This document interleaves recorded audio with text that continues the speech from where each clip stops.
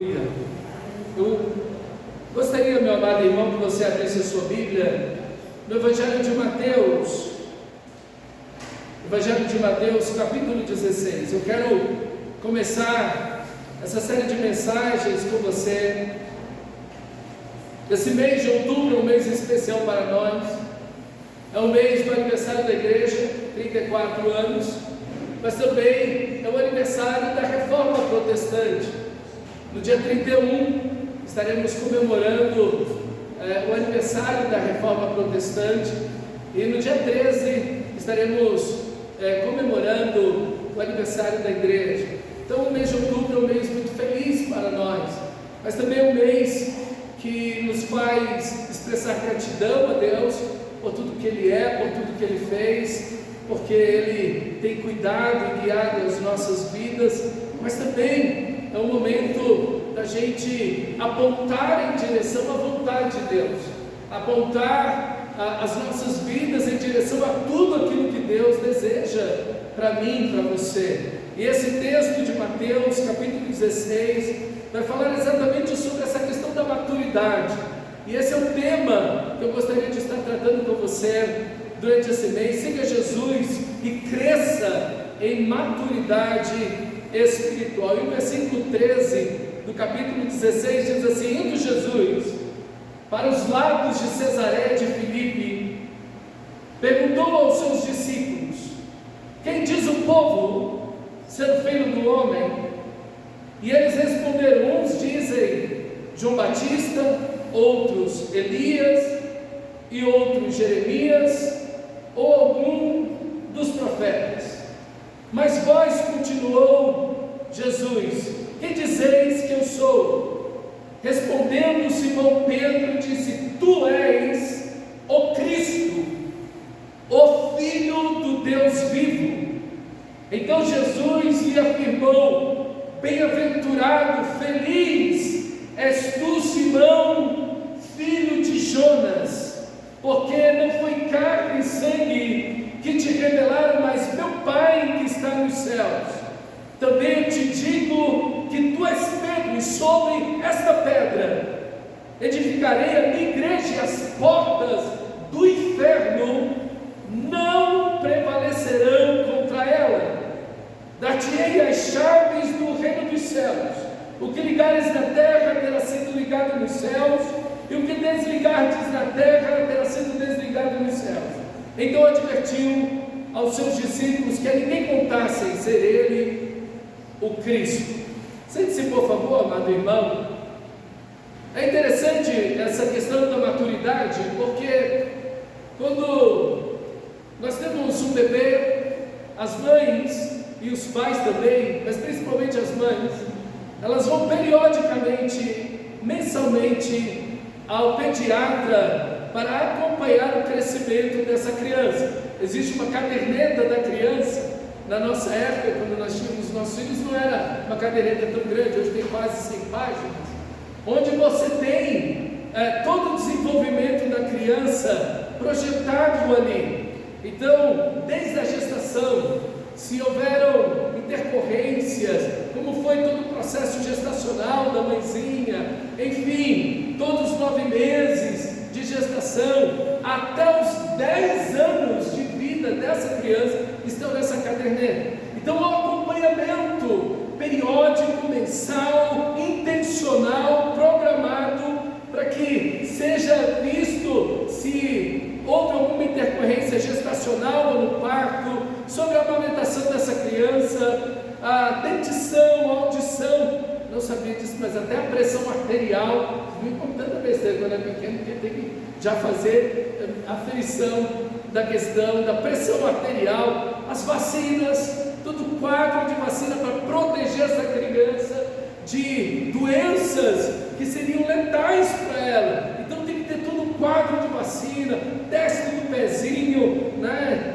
Toda essa questão de relação entre altura, peso e massa corporal, enfim, alimentação, toda essa questão que diz respeito ao desenvolvimento da criança, estão registrados ali. Todo esse cuidado se dá, e é tão intencional, tão meticuloso,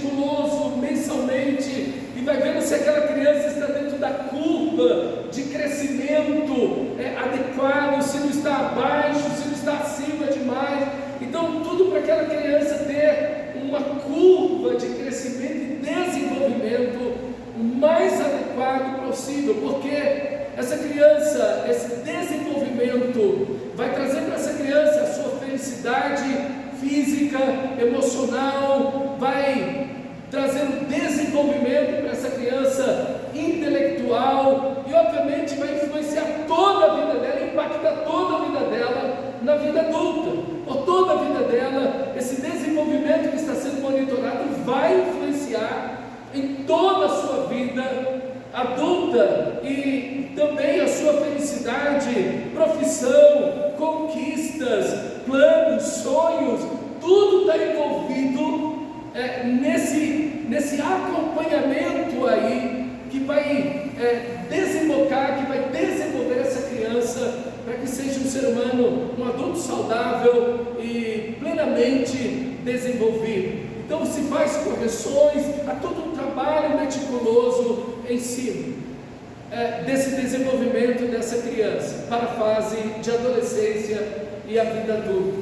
Se, meus irmãos, para aquilo que é temporal, existe um trabalho importantíssimo como esse, imagina como nós não deveríamos planificar e sermos extremamente zelosos naquilo que é eterno. Se para aquilo que é temporal, esse desenvolvimento importantíssimo da vida, nesse período da nossa existência aqui, como não devemos ter maior intenção e sermos ainda mais zelosos e preocupados com o nosso desenvolvimento espiritual. Então, a Bíblia nos chama a não apenas olhar para esse desenvolvimento natural que o ser humano tem, mas a Bíblia tem e dá uma importância significativa àquilo que o mundo não vai trazer para mim e para você, que é o seu crescimento espiritual. Se há um desenvolvimento que está inadequado naquela criança, então o pediatra ali, ele vai corrigir com alimentação, medicação, ele vai fazer alguma coisa e vai indicar especialistas para que essa criança possa, com estimulação precoce, enfim, tantas terapias, voltar essa criança ou aproximá-la a essa curva mais pontual aí, melhor desenvolvimento para essa criança. E assim nós também deveríamos, com toda certeza, ter, irmãos, esse cuidado com a nossa vida espiritual, porque a nossa felicidade agora, a nossa felicidade eterna, depende do nosso desenvolvimento espiritual. Quantos crentes não estão adoecidos espiritualmente? Quantos crentes não estão adoecidos emocionalmente? E quantos crentes não estão abaixo da curva de crescimento, chegados já ao tempo, como o autor de Hebreus diz, passado o tempo da conversão de vocês já deveriam ser mestres, adultos na fé, vocês já deveriam estar com a capacidade de um desenvolvimento já adiante para ensinar a outros, mas ao contrário, vocês ficaram parados no tempo de tal forma que vocês ainda precisam das coisas mais elementares possíveis. Paulo vai dizer aos Coríntios, ele vai dizer: eu não pude dar alimento sólido a vocês, eu tenho que dar leite para vocês, porque a atitude de vocês não é de crescimento. E de fato, irmãos, a gente vê que a maioria dos cristãos no mundo inteiro, eles têm a tendência de não ter um desenvolvimento espiritual que acompanhe a vida, a idade da sua conversão. Às vezes a pessoa tem 5, 10 anos de convertido, mas falando de conhecimento espiritual, de crescimento espiritual, de maturidade espiritual, a pessoa está lá atrás, como às vezes um bebê que acabou de nascer. E às vezes nós vamos vendo pessoas com 20, 30, 40 anos na fé cristã, e que infelizmente ainda precisam de leite, não conseguiram ultrapassar esse momento tão infantil da fé. E isso é muito comum, meus amados irmãos, nas igrejas dos nossos dias. Então, aqui fica um chamado para mim e para você. Aqui fica um chamado de Deus para mim e para você. É que venhamos a crescer na fé. Esses discípulos começaram a seguir Jesus. Quem era Jesus quando eles começaram a andar com eles? Jesus estava na metade do seu ministério aqui. E tem 1 ano e meio, aproximadamente, quase 2 anos, que eles estão andando, caminhando com Jesus. Quando eles começaram a andar, eles não tinham a consciência que Pedro está dizendo: tu és o Cristo, o Filho do Deus vivo. Não!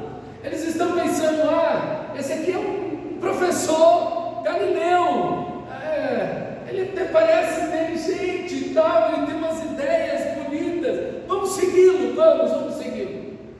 E eles seguiram a Jesus, mas veja, conforme eles vão caminhando com o Senhor da glória, conforme eles vão andando com Cristo, ouvindo a Cristo, sendo cobertos pela poeira das sandálias de Jesus, que era essa ideia do discipulado, né? Essa era a ideia de ser discípulo, é que o mestre vai na frente, e como naquela época não tinha asfalto, então era sempre aquele nescal no chão, muitas vezes com pedra. Então os discípulos sempre estão andando muito de perto do seu mestre, e assim eles ficavam cobertos dessa poeira que o solado dos pés pelo caminhar ia cobrindo eles gradativamente. E essa é a ideia do discipulado, acompanhar de perto, ficar coberto dessa poeira, pisar nas pegadas do seu mestre. E eles estão caminhando, e agora eles conseguem ter uma visão não completa de Cristo, mas eles têm uma visão muito melhor do que eles tinham. Veja, eles estão crescendo na fé. E Jesus vai justamente perto ali onde Filipe mora, em Cesareia de Filipe, essa cidade tão romana, a cidade mais romanizada que tinha em Israel. Por isso o nome de Cesareia foi um tributo a César, ao imperador. Então era uma cidade que tinha uma estrutura que falava do Império Romano, que apontava para Roma, e todos os jogos e competições que lá existiam, a própria estrutura da cidade, tudo apontava para o imperador. Jesus intencionalmente pergunta: quem diz a multidão que eu sou? E a multidão aponta para o Antigo Testamento, para um dos grandes homens de Deus do Antigo Testamento: Jeremias, João Batista, Elias, alguns dos profetas, homens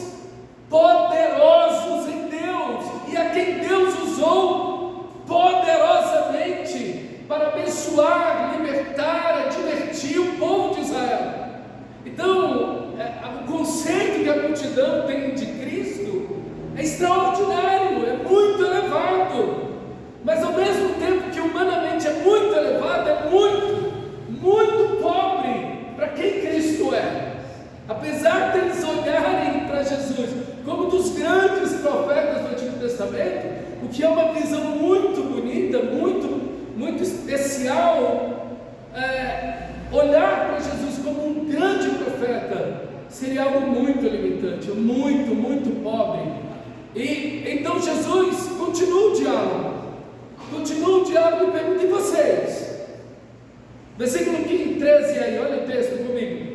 Quem diz o povo que é o Filho do Homem? Então eles respondem. E aí então, no versículo 15: mas vós, continuou Jesus, quem dizeis que eu sou? Respondeu Simão Pedro: tu és o Cristo, o Filho do Deus vivo. Então, veja como aqueles que andam com Jesus, aqueles que caminham com Jesus, aqueles que ouvem a Jesus, aqueles que estão aprendendo a orar com Jesus, aqueles que estão aprendendo a pensar como Jesus, que estão andando de perto com Jesus, que estão sendo cobertos pela poeira de Jesus, dos sapatos de Jesus, que caminham com Ele, que caminham ao lado dEle, que o estão ouvindo e aprendendo dEle, eles têm um conceito muito mais elevado do que a multidão.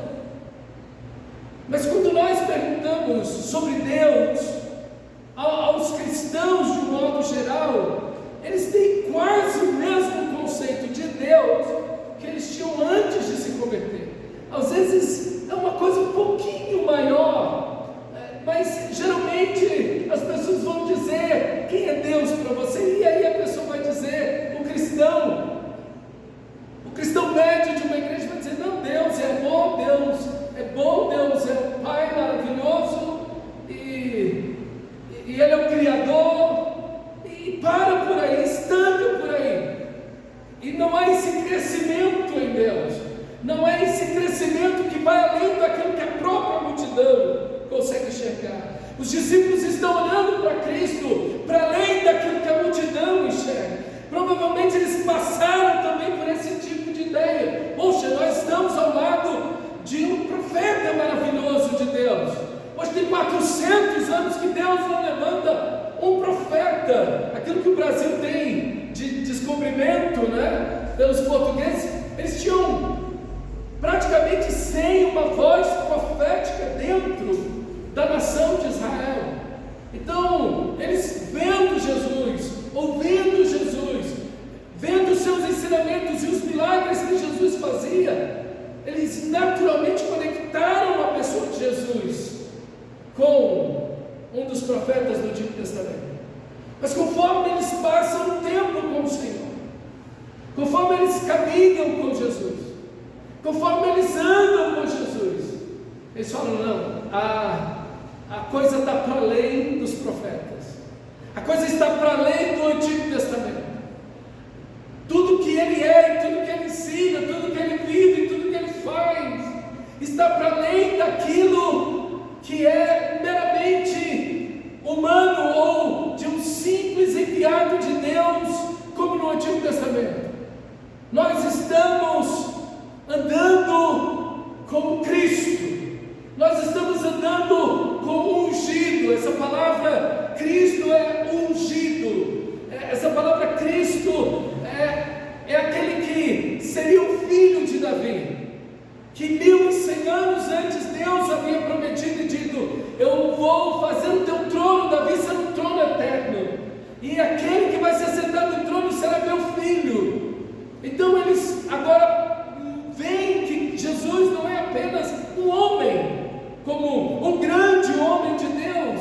Eles veem que Jesus é o Cristo, é o Messias, é o Emanuel, é aquele que veio para habitar conosco, é aquele que veio para ser o Rei, o Salvador, é aquele que veio para nos libertar de toda a escravidão do pecado, de toda a escravidão social, política, econômica que eles estavam vivendo nas mãos dos romanos.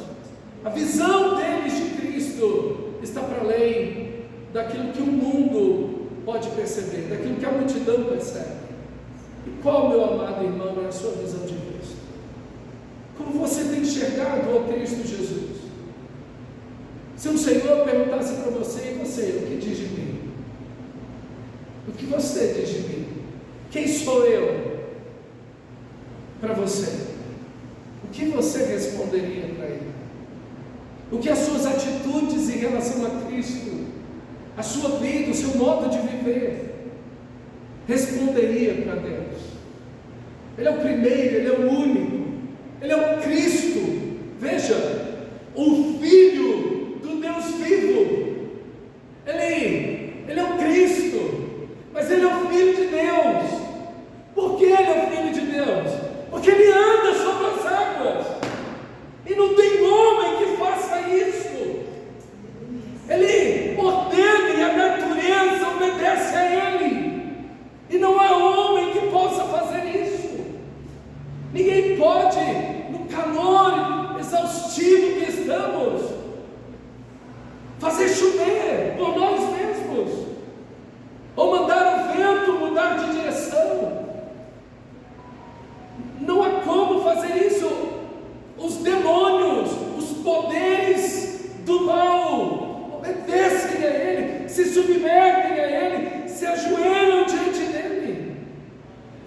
Ele cura qualquer doença, a qualquer hora. Não há limite para o seu poder, para a sua glória, para a sua autoridade. Não existe em absoluto nada que lhe imponha a restrição. Diz: não, o Senhor não pode curar essa doença.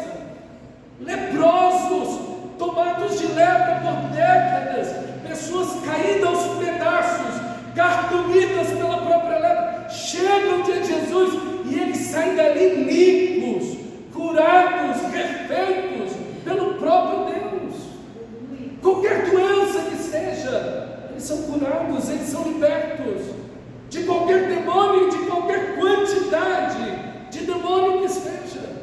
Não há limite para o poder de Jesus, não há limite para o poder dele. E eles estão andando com ele, mas a própria morte obedece a ele. Com uma única palavra, uma única palavra, os mortos ressuscitam. Eles não têm que fazer absolutamente nada. Ele não tem que fazer nada absolutamente. Ele não tem um preparado, ele não tem um ritual, ele não tem nada, ele não tem um amuleto, ele não tem nada. Apenas a sua palavra. Lázaro, vem. E depois de 3, 4 dias de morto, já cheirando mal, Lázaro vem. Quem diz? O que vocês dizem que eu sou? Pergunta Jesus. Meu amado irmão, eles estão andando com o Senhor, e eles entendem quem é o Senhor.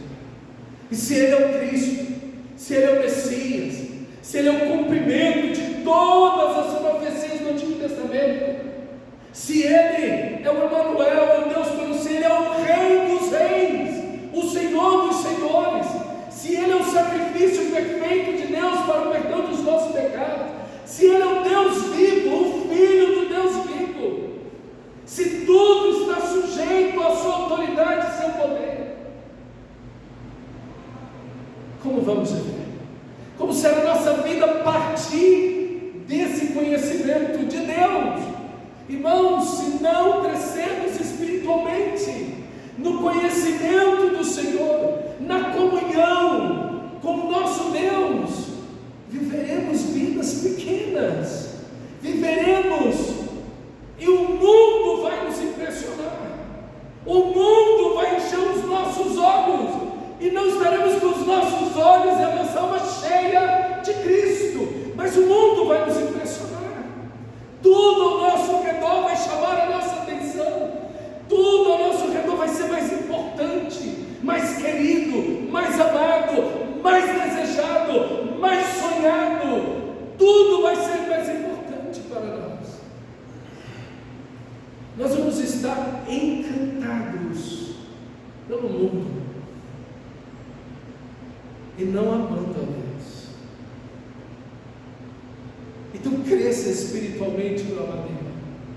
O chamado das Escrituras Sagradas é que cresçamos espiritualmente. O mesmo Pedro, que disse essa sentença: tu és o Cristo, o Filho do Deus vivo, vai dizer na sua primeira carta, no capítulo 2, 1 de Pedro, capítulo 2, ele diz: livrem-se, portanto, de toda maldade, de todo engano, de hipocrisias, invejas, de toda conversa que fala mal dos outros. Desejai ardentemente, ou desejai com todo amor, desejai com toda intensidade da alma, com toda paixão e força interior, desejai ardentemente, como crianças recém-nascidas, o genuíno leite espiritual, para que por ele vos seja dado o crescimento para a salvação, se é que tendes experimentado que o Senhor é bondoso. Desejai ardentemente o genuíno leite espiritual. Alimente-se, beba desse leite, cresça espiritualmente. Esse é o natural. O natural é o crescimento. Os anos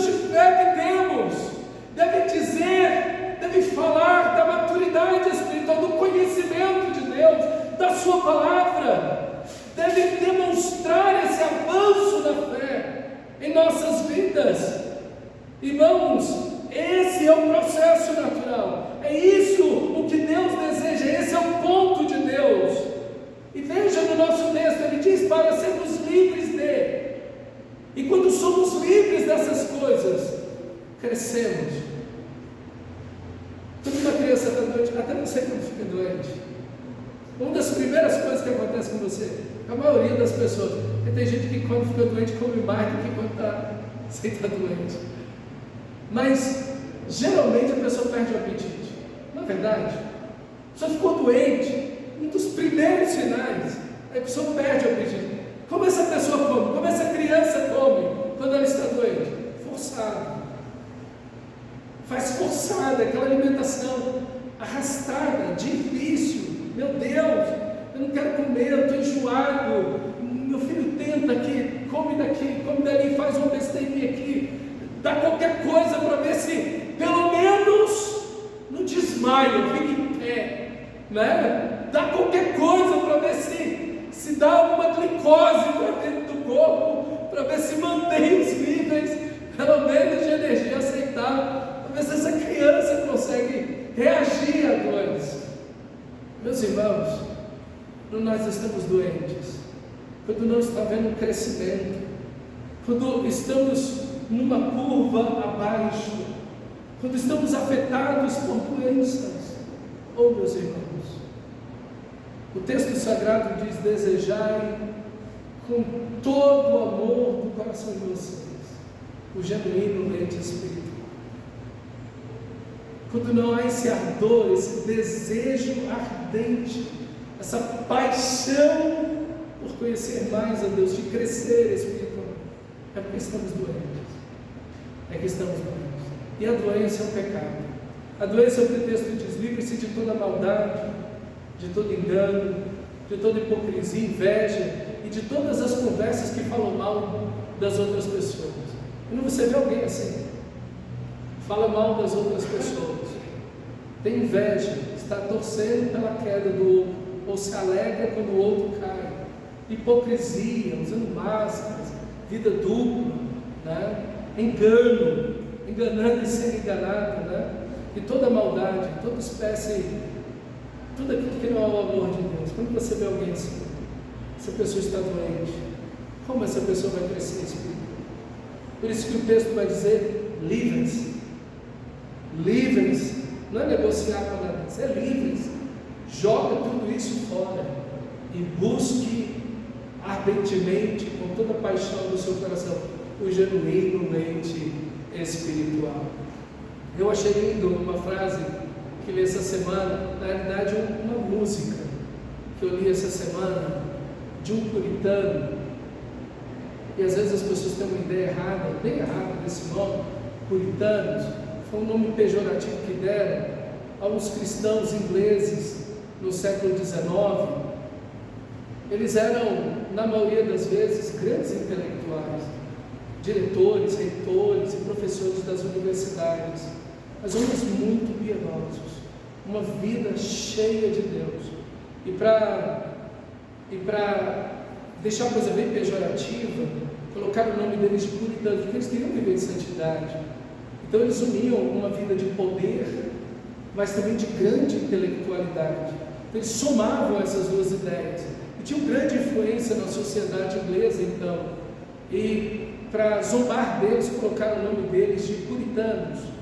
Eles queriam ser puros e, de fato, para mim isso é um grande elogio, né? Acho que alguém, quando é chamado de puritano, associando tanto conhecimento bíblico, acadêmico, teológico, enfim, e trabalhando, servindo, mas com uma vida que arde por Deus, uma vida que queima por Deus, que se inflama por Deus, é um grande elogio. E a maioria desses homens, por causa da perseguição que eles receberam na Inglaterra, eles foram banidos dos cultos, que eram pastores, foram banidos dos cultos ingleses, e a maioria deles morreu nos confins, afastados da Inglaterra, banidos realmente da sociedade, mas continuaram sendo fiéis a Deus e não negaram a sua fé.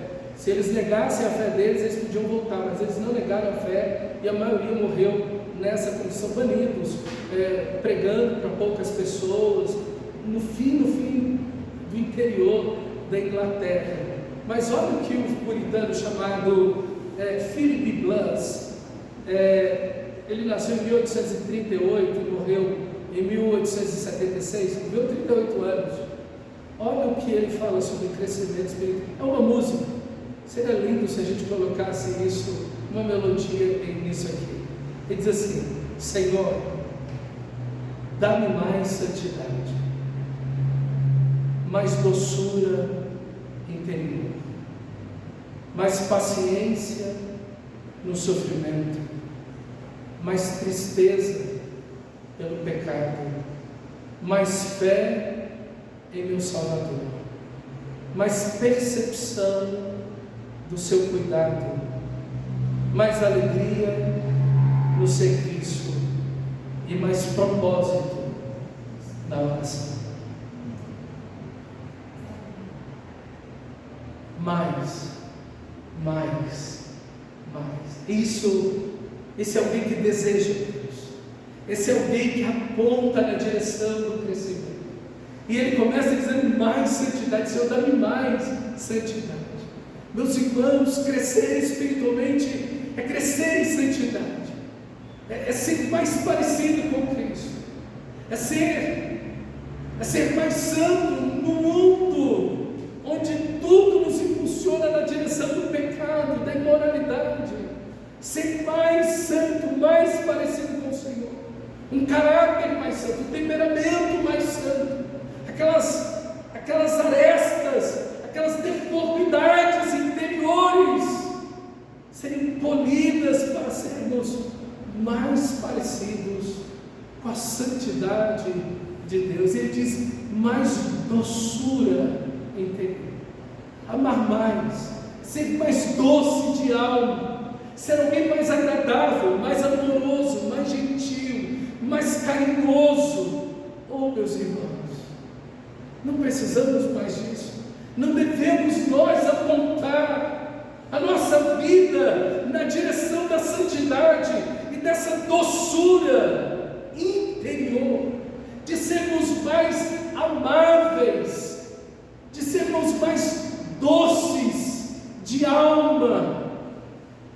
Essa é a oração dele, mais doçura interior. Mas ele pede também: Senhor, me dá mais paciência no sofrimento, de ser mais perseverante no sofrimento, de te obedecer mais no sofrimento, de te seguir mais no sofrimento. Paciência é você perseverar, é você continuar, é você não desistir, é você não retroceder. Paciência é avançar na direção. A gente tem uma ideia de paciência como alguém parado, recebendo pauladas para todo lado e inerte. Não, paciência é alguém que avança, que continua obedecendo, que continua servindo, que continua fazendo, glorificando a Deus, mesmo no sofrimento. Mais paciência em sofrimento. Paciência é adoração, é gratidão mesmo no sofrimento. Meus irmãos, e eu quero dizer para vocês, os puritanos, eles eram os médicos da alma. Assim eles eram apelidados. Eles eram os médicos da alma. Eles falavam do sofrimento da alma como ninguém falou. Então eles estavam ensinando o povo de Deus a vida de santidade, a vida de estar com a alma cheia do amor de Deus, dessa doçura de Deus em suas próprias vidas, mas também de passar pelo sofrimento e ser semelhantes a Cristo. E ele diz: mais tristeza pelo pecado, mais tristeza pelo pecado. Esse coração contrito, quebrantado diante do pecado, é alguém que não peca simplesmente sai pecando por aí, e não há consciência, não há sensibilidade pelo pecado. Não, ao contrário, Deus me dá mais tristeza pelo pecado. Essa pessoa aponta, essa pessoa está crescendo.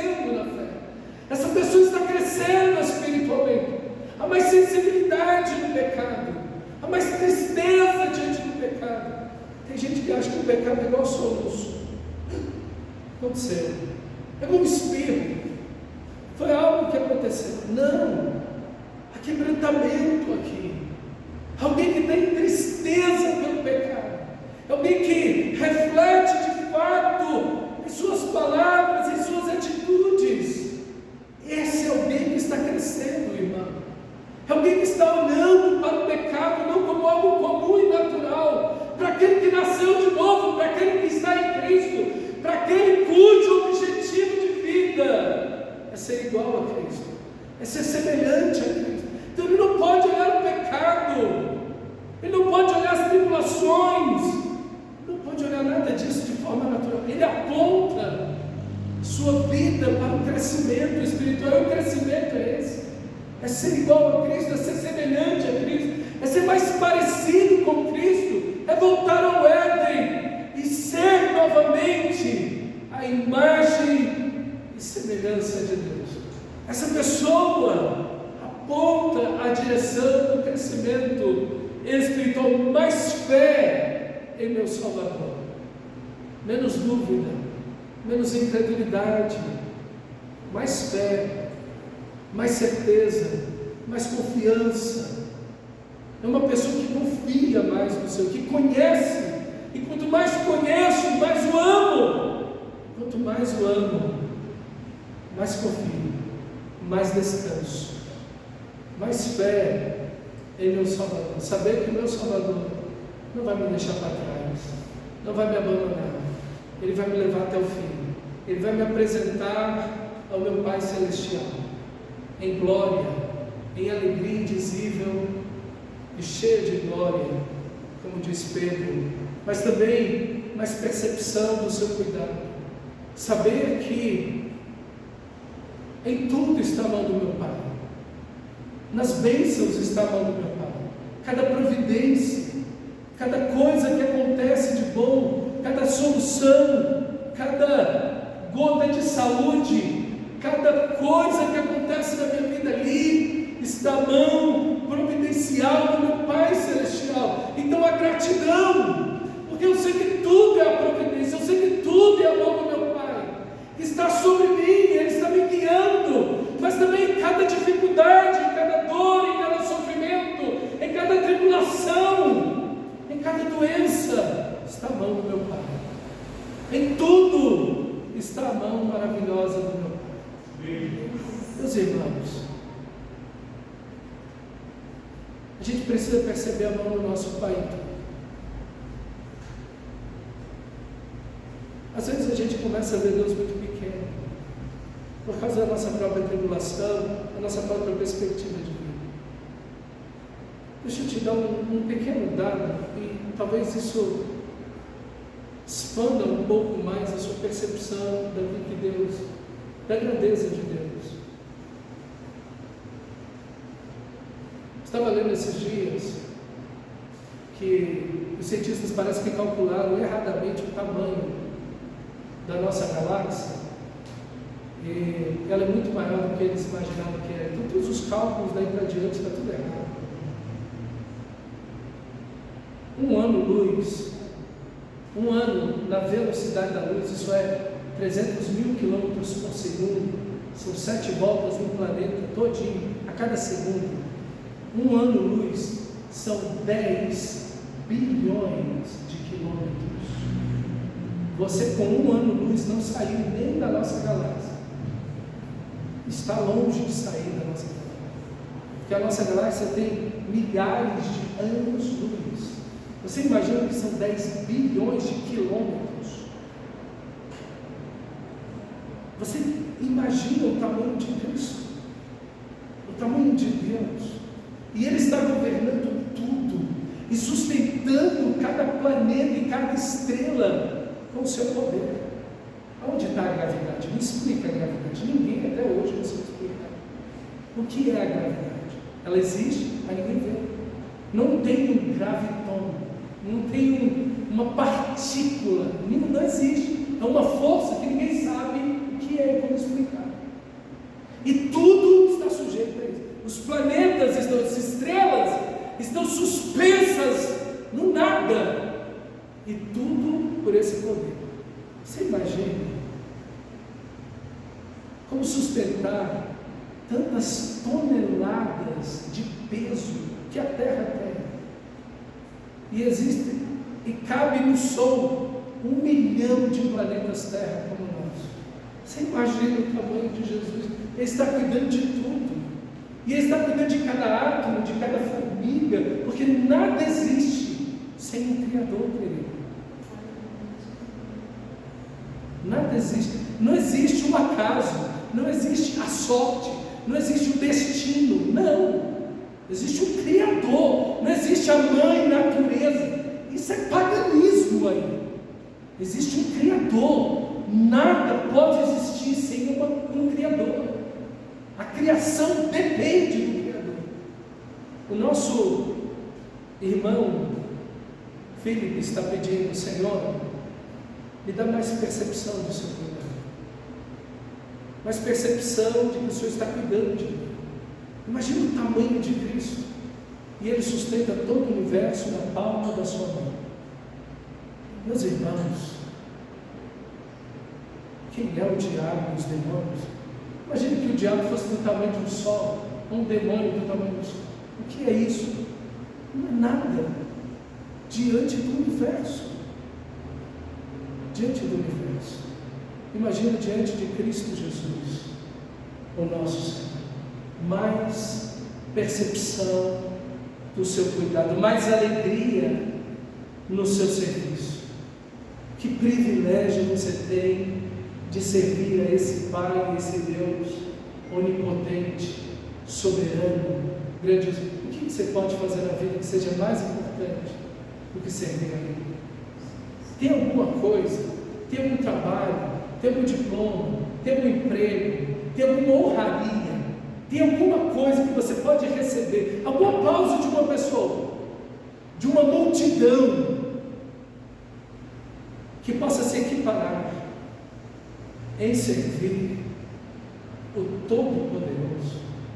Quem está crescendo espiritualmente é alguém que está crescendo na alegria de servir o Senhor, porque a Bíblia diz: servir ao Senhor com alegria, nunca com tristeza, com alegria, porque você não está servindo aos homens, você está servindo a Deus.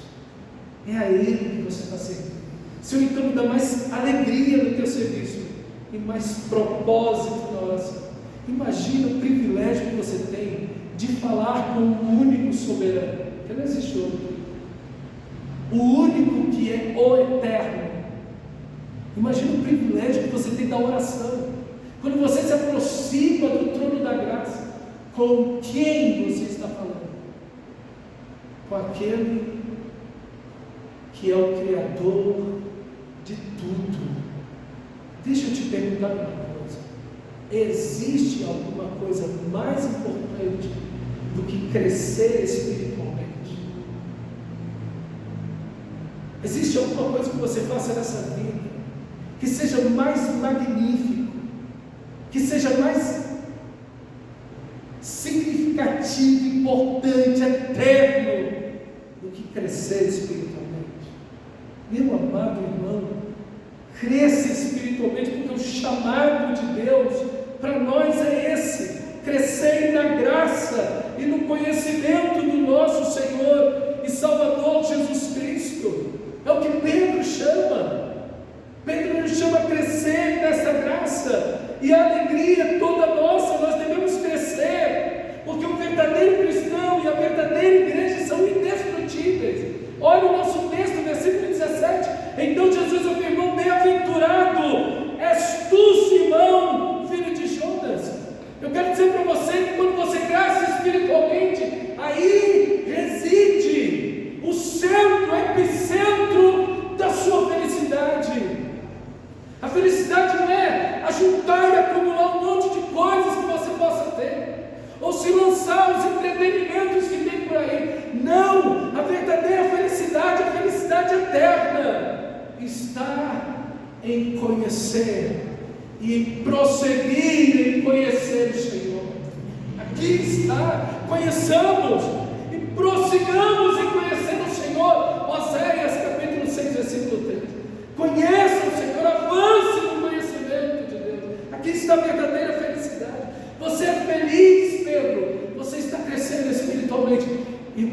amado, se você está crescendo espiritualmente, você é feliz. A felicidade reside aí em crescer, em conhecer, em crescer em todos esses elementos que o puritano Phillips disse, não apenas nesse, mas crescer na palavra, no conhecimento do Senhor. Pedro foi feliz, e você também é bem-aventurado. Cresça espiritualmente, irmão. Aponte nessa direção, aponte no crescimento da palavra, aponte no crescimento da oração, aponte no crescimento da santidade, da adoração, do serviço, de olhar para Deus e dizer: Deus, abre os meus olhos, para que eu veja em tudo a tua providência, a tua mão maravilhosa sobre mim, Senhor, está cuidando de tudo, de cada fio, de cabelo da minha cabeça. Senhor, me faz crescer na alegria, na percepção do privilégio que é cultuar, adorar, servir o Senhor. Às vezes eu estou tão encantado, me sinto tão privilegiado de trabalhar com fulano de tal, de estudar com ciclano de tal, e Pedro e Paulo vai dizer: não se gloriem nos homens, aquele que se gloriar, porque os homens não passam de homens. Nós homens não passamos de outra coisa a não ser de homens. Se você vai se gloriar,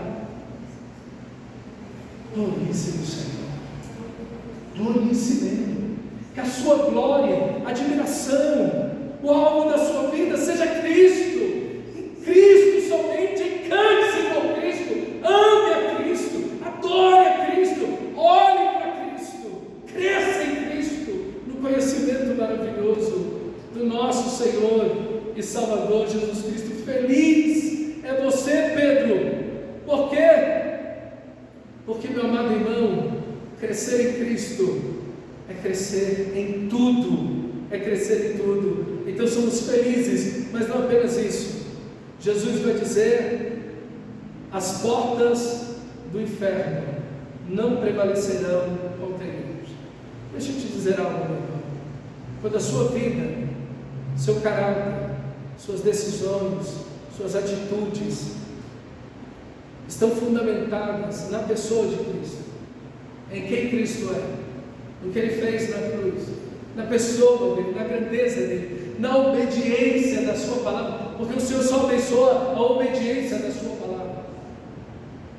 Quando a sua vida está fundamentada em Deus, o seu caráter, suas decisões, suas escolhas, seu trabalho, seus estudos, tudo que você faz está fundamentado na pessoa de Cristo. Eu quero dizer para você que o texto sagrado está dizendo que nem o cristão, nem a igreja podem ser destruídos, vencidos. As portas do inferno, da morte, não podem prevalecer contra Deus. Agora, no momento em que nós deixarmos de estar sentados em Cristo, que a nossa vida não tem mais como respaldo a palavra de Cristo, tema que aí você não está mais na rocha, você está sobre a areia, e aí tudo se abala, tudo cai, tudo vai ruir.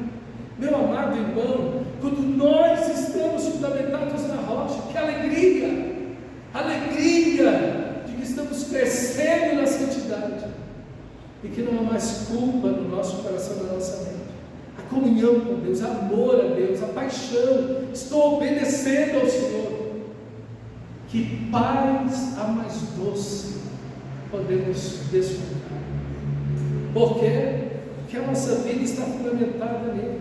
Nossas decisões e escolhas estão fundamentadas na pessoa. Estou imitando a Cristo, estou sendo como Cristo, estou obedecendo a Cristo.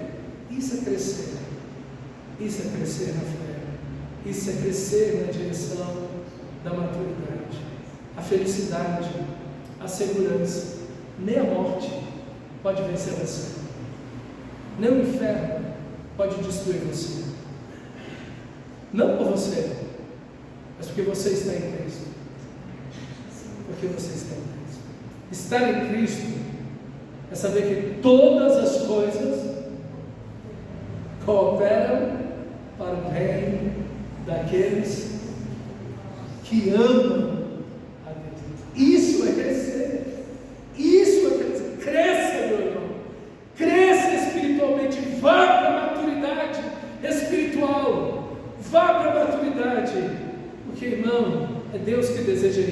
Pedro, não foi carne e sangue que te revelou isso, mas o meu Pai que te revelou. Deus deseja o seu crescimento. Deus deseja revelar-se a você através de Cristo Jesus, te enchendo do Espírito, te dando a sua palavra, te dando uma igreja onde você pode ouvir a palavra de Deus, mas também você na sua casa diariamente, nutrindo, bebendo, alimentando-se espiritualmente e crescendo na fé. Crescendo na fé. Cresça, meu irmão. O caminho do crescimento espiritual está aberto. Então, meu irmão, seja cheio do Espírito Santo. Seja cheio. Essa é a ordem, essa é a vontade de Deus. Enchei-vos do Espírito. Vamos orar. Põe-se em pé, por favor.